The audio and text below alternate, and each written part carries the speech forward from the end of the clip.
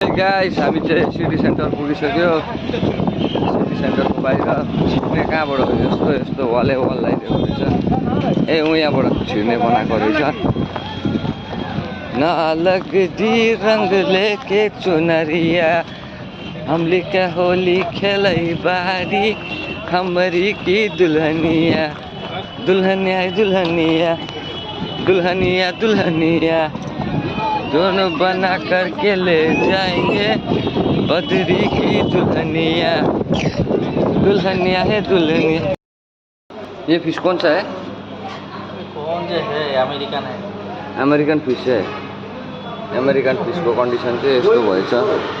कोही फिश कोही फिश त्यही हो तर ठुलो साइजको।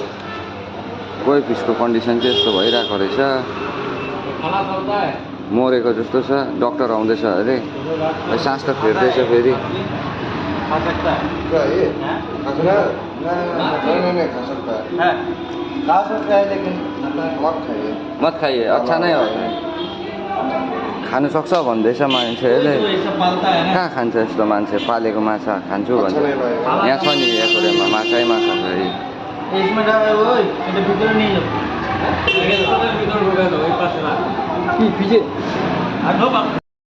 आजको लागि चाहिँ यति नै है। This is all for the day. आजको अब त्यस्तो केही कार्यक्रम छैन। अब हाम्रो अब एकछिन सुतौँ होला है। निकै थाकेको छ हिजोदेखि ट्राभल गरेर आएको। सो इभिनिङमा अब वेकअप हुन्छ। इभिनिङ आफ्टरनुन अब कति बज्छ होला है।